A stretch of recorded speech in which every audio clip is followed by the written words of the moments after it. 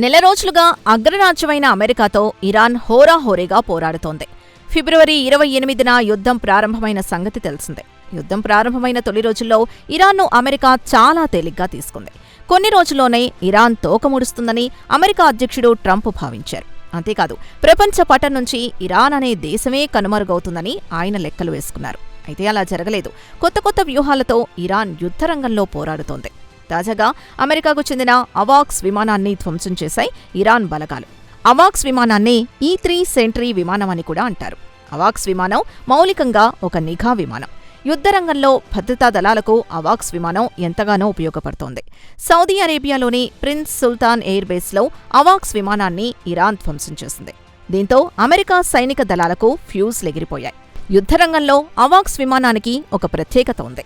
Boeing 707 విమానంలో మార్పులు చేసి ఈ అవాక్స్ విమానాన్ని రూపొందించారు.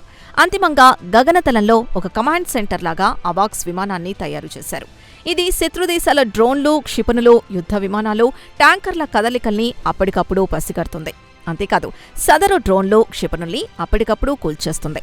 ఒక్క మాటలో చెప్పాలంటే భద్రతా దళాలకు కళ్ళు, చెవులులాగా సదరు అవాక్స్ విమానం పనిచేస్తుంది. అంతేకాదు, 250 మైళ్ల పరిధిలో గగనతలంలో ఏం జరిగినా వెంటనే పసిగట్టేస్తుంది. కాగా అవాక్స్ యుద్ధ విమానం ధ్వంసం కావడాన్ని అమెరికా సైనికాధికారులు ప్రతిష్టాత్మకంగా తీసుకుంటున్నారు. అవాక్స్ యుద్ధ విమానం ధ్వంసమైన ప్రభావం అమెరికా సైనిక దళాల మనోస్థైర్యంపై తప్పకుండా పడుతుందని యుద్ధ నిపుణులు పేర్కొన్నారు. అంతేకాదు, గల్ఫ్ ప్రాంతంలో అమెరికా సైనిక దళాల కొనసాగింపుపై అనేక ప్రశ్నలు ఉత్పన్నమవుతున్నాయని అంటున్నారు. ఇదిలా ఉంటే సౌదీ అరేబియాలో ప్రిన్స్ సుల్తాన్ ఎయిర్ బేస్ అమెరికాకు కీలకంగా మారింది. ప్రధానంగా గల్ఫ్ ప్రాంతంలో గగనతల ఆపరేషన్లకు ఈ ఎయిర్ బేస్ పైనే అమెరికా ఆధారపడుతోంది. ఇరాన్ దేశం వైపు వెళ్లే విమానాలకు గాల్లో ఇంధనం నింపడం, ఇంటెలిజెన్స్ సేకరణ, దాడుల సమన్వయం వంటి అనేక అంశాలను ఇక్కడి నుంచి అమెరికా దళాలు కోఆపరేట్ చేసుకుంటాయి.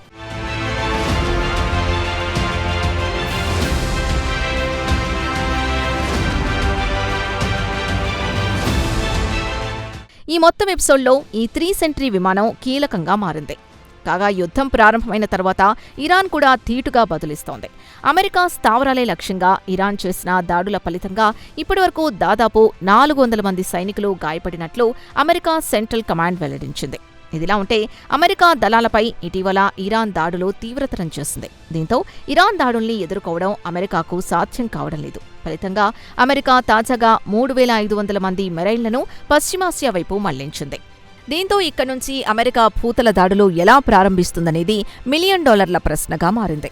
ఇదిలా ఉంటే ఈ ఏడాది జనవరిలో ఇరాన్ కరెన్సీ అయిన రియాల్ దారుణంగా పడిపోయింది.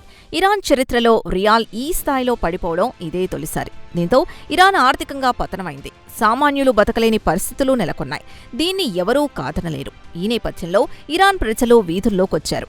ఇరాన్ ప్రభుత్వానికి వ్యతిరేకంగా పెద్ద ఎత్తున ప్రదర్శనలు చేశారు. అయితే మౌలికంగా ఇదంతా ఇరాన్ అంతరంగిక వ్యవహారం.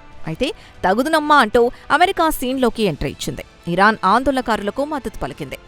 ఇరాన్ ఆర్థికంగా దెబ్బతిన్న మాట వాస్తవమే. ఇలాంటి ఘటనలు ప్రపంచంలో ఏ మూల జరిగినా అక్కడి ప్రజలు ఆయా ప్రభుత్వాలకు వ్యతిరేకంగా ఆందోళనలు చేయడం సాధారణ విషయం. అయితే ఇందుకు ఏ దేశమూ మినహాయింపు కాదు. అయితే సదరు ఆందోళనల్ని స్వేచ్ఛ కోసం ఇరాన్ ప్రజలు చేస్తున్న పోరాటంగా సూత్రీకరించడం ఒక్క ట్రంప్ మహాశయుడికే చెల్లింది.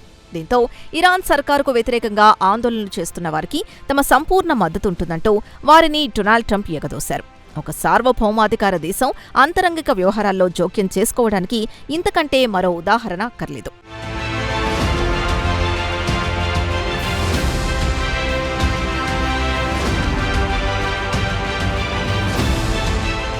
అమెరికా, ఇరాన్ మధ్య విభేదాలు ఇప్పటివి కావు. చాలా కాలం నుంచి ఈ విభేదాలు కొనసాగుతున్నాయి. ఇదిలా ఉంటే ఇరాన్ చేపట్టిన యురేనియం శుద్ధి కార్యక్రమం కొంతకాలంగా పశ్చిమాసియాలో హాట్ టాపిక్గా మారింది. ఈ నేపథ్యంలో సాక్షాత్తు అమెరికా అధ్యక్షుడు ట్రంప్ కోరినప్పటికీ అణు ఒప్పందం కుదుర్చుకోవడానికి ఇరాన్ అంగీకరించడం లేదు. అమెరికా తమకు షరతులు విధించడం నచ్చలేదని ఇరాన్ కుండబద్దలు కొట్టింది. దీంతో ఇరాన్కు తమ సత్తా చూపాలని డొనాల్డ్ ట్రంప్ సన్నద్ధమైనట్లు కనిపిస్తోంది. ఈ నేపథ్యంలో ఫిబ్రవరి 28న ఇరాన్పై అమెరికా దాడులకు దిగింది. అయితే ఇరాన్ దేశాన్ని అమెరికా చాలా తక్కువగా అంచనా వేసింది. ఇరాన్ సాదాసీదా దేశం కాదు. అనేక యుద్ధాల్లో ఆరితేరిన ఘనత ఇరాన్దే. అంతేకాదు, ఇరాన్ దగ్గర ఒకటికి మించి అణ్వాయుధాలు ఉన్నాయన్నది ప్రపంచ దేశాల అనుమానం. ఇదే విషయంపై అమెరికాకు కూడా అనుమానాలు లేకపోలేదు. అయితే తన దగ్గర అణ్వాయుధాలు లేవన్నది ఇరాన్ వాదన. అంతేకాదు, తమ దగ్గర అణుశక్తి ఉన్నమాట నిజమేనని ఇరాన్ అంగీకరించింది. అయితే తమ అణుశక్తిని కేవలం శాంతియుత ప్రయోజనాలకే ఉపయోగించుకుంటున్నామని ఇరాన్ చెప్పుకుంటోంది. అయితే ఇరాన్ మాటల్ని అమెరికా నమ్మడం లేదు. ఈ నేపథ్యంలోనే ఇరాన్పై యుద్ధానికి దిగింది అమెరికా. ఏమైనా పశ్చిమాసియా ఉద్రిక్తతలు ఇప్పట్లో చల్లారేలా కనిపించడం లేదు.